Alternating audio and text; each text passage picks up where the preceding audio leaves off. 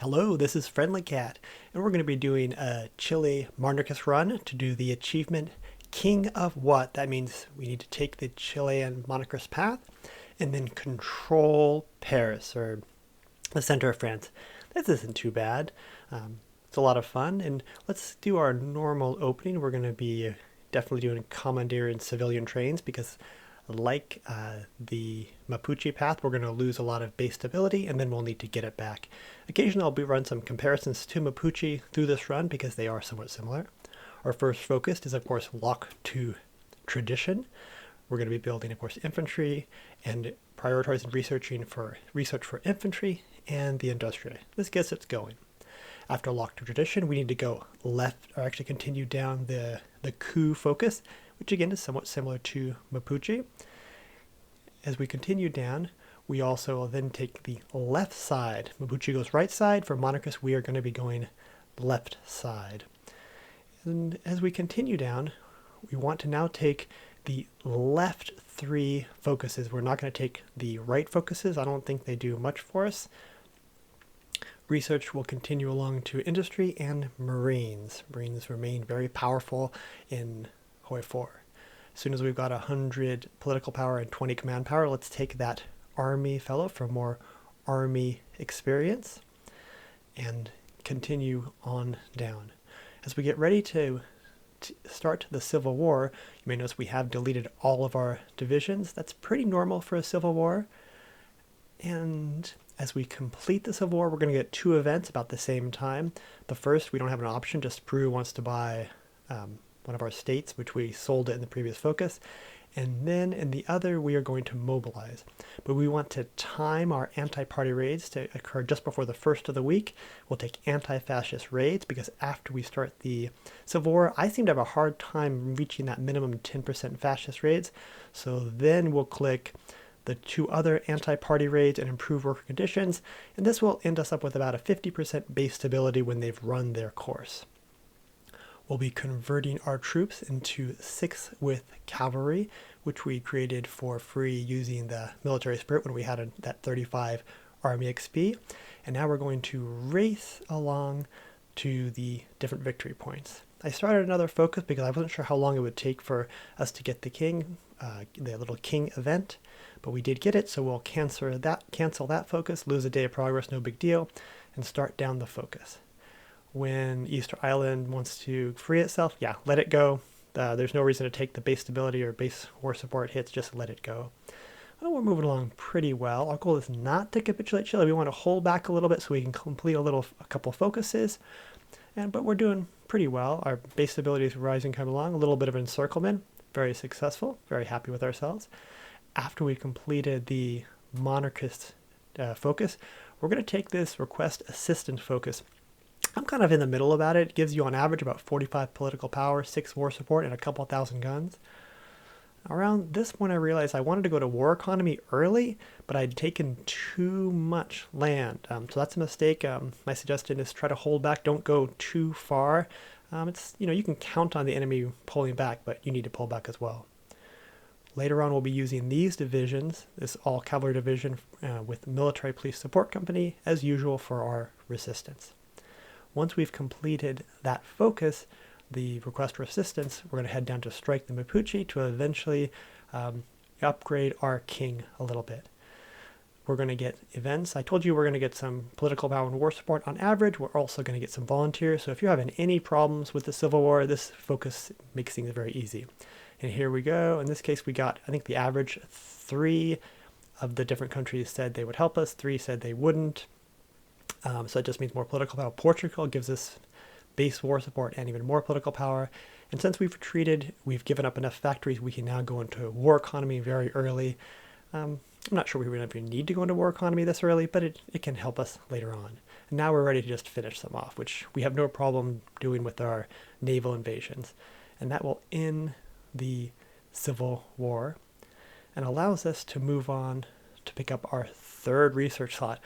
It's nice, after being so research starved with some of the other runs like the Mapuche run, it's nice to pick up a 3rd research slot this early. We don't need it, but it is helpful. After the research slot, we want to start heading down toward our war with Argentina. We will pick up the invite Carlist refugees along the way. But other than that, we want to prioritize going to war with Argentina. We are in historical, so let's go ahead and send an attaché to China. That gives us a lot of army experience and a little bit of navy and some air force as well. Our first political advisor, same as the Mapuche guy, he's going to give us political power and reduce resistance. Our marine template, very usual, 25 width. We'll eventually fill out the support company and later on add a tank. Later on, we'll pick up this advisor, the Carlist advisor. We get this from taking the Carlist focus. It's more political, but more importantly, it's that 0.05% daily compliance gain. Extraordinarily powerful for a world conquest.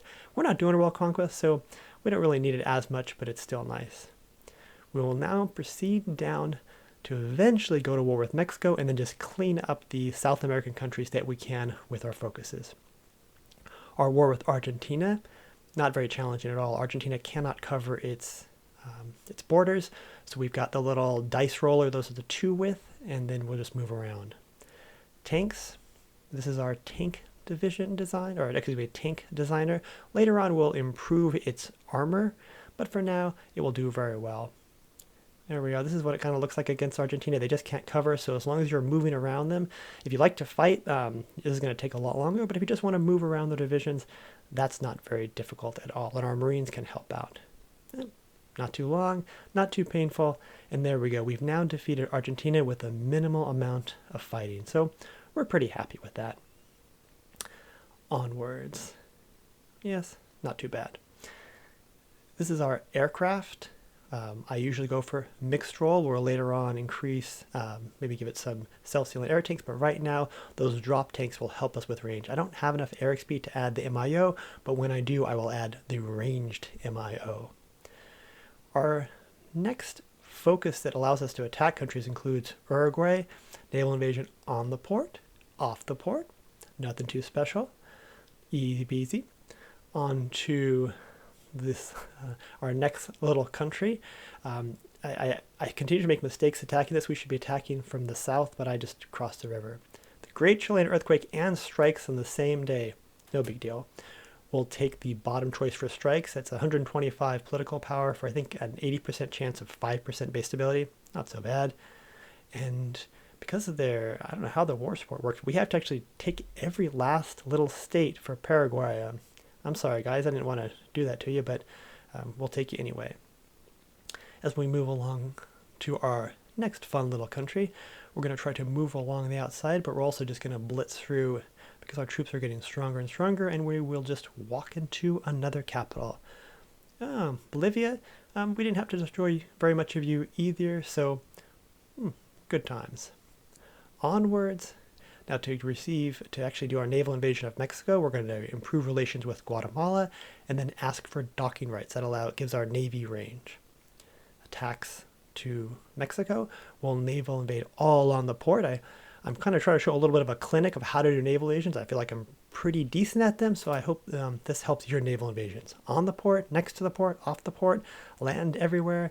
We land up in, I think it's Baja California, and we continue to move through. There's some mountainous terrain, so it is a little tough fighting here. Mexico puts up a good fight, but our goal here is to capitulate them quickly because we have other nations to take care of. So we'll just quickly capitulate them and then take their land and navy as well. We can now choose to integrate them. I think that ends up costing about 150 political power total, but it ends our manpower issues, so that's really good. So we definitely do want to integrate them. When we go to war with Brazil, the usual strategy, we're going to try to overwhelm them by moving around their troops. Fighting is relatively little as possible. We will have to fight them somewhat. Naval invade everywhere. Naval invasions are the way to defeat. I see some guys where people like to just to fight through the jungle. I prefer not to. I say let's just go around. And this way we have a minimum of losses for everybody, and we can capitulate them with a minimal of effort and, just good times. Thank you, Brazil. That really will help us. Later on, we can integrate part of them. As we also prepare for next wars, I like to build railroads among the supply hubs, particularly ones that are not connected. That allows us move our troops around just a little bit faster. It's not necessary if you don't do that, but I do think it helps a little bit with supply. Our motorized for 100 army XP, we're going to build our 27 with motorized. You notice it's got the maintenance support company for this run. And on to Peru. Ooh, Peru, you're pretty tough there, buddy. Peru's going to give me a hard time. There's a lot of mountain, and they're assaulting us. They're attacking us. I'm still short on manpower because I haven't completed the integration of Mexico. So, but we'll land on the port, next to the port. Again, I hope if you're still working on your naval invasions, I hope this shows you the power of naval invasions. We will take care of them without too much effort. And we also will go through Ecuador as well. And after Ecuador is taken out, we only have 2 more countries left on our little excursion because Colombia actually guaranteed Ecuador, but then they didn't put any troops. They don't have much of an army anyway, so they didn't put a lot of their troops on their border. So we just walked into their capital and walked into their victory points. This is what our production is looking like now. Pretty strong. We're doing pretty well. And we're ready to finish off Peru. They really put up a big fight. Good job, folks. I mean, they do have mountains, but they put on a much bigger fight than I thought, and we had to encircle and attack to go around them. And without too much effort, Colombia is now ours as well. We are really growing pretty quickly here. Look at that. 50,000, 60,000 losses. Good job, Peru. I can be nothing but impressed with the great defense you did. Well, this run is now reaching its end. We've expanded out. So now let's naval invade Germany. As you can tell, on the port, off the port, no problem. Oh, I probably should have put out convoy escorts. That was a mistake. But we have so many divisions coming. That should be fine. We'll just continue to move around, and I'll send my fleet up, but it won't matter. Oh, that's not good. Well, those 2 guys, they're going to probably die, and that does happen. When you're off the port, on the port, sometimes they just won't. I'm out of supply. Probably should have made sure supply was taken care of. That's okay. I know what I'm doing. We're going to still be fine, I think. All right. Our 2 best divisions landed on a port, and now they're going to make a run for Paris. All we have to do is control Paris. I don't need to own anything. Will they make it? I certainly hope so, because these naval invasions are not working out well. And then I misclicked and canceled naval invasions and sent them off in an odd spot. Meanwhile, I've got divisions still caught in the convoy raiding by the German subs. Go, divisions, go. You can make it. You can make it. I don't know if they're going to make it, but all right, now they're caught. Oh, no, they break free, and the motorized saves the day. That's it. That's the achievement. Fantastic work.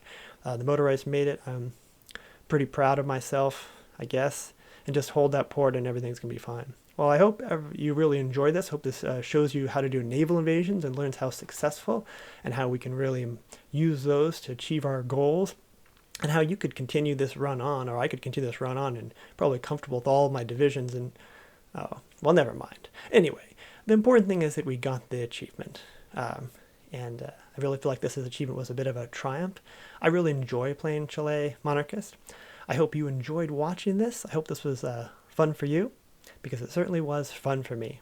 If you have any questions or ideas about other runs you'd like to see, please feel free to leave in the comments. I hope you have a nice day. Thank you very much for watching.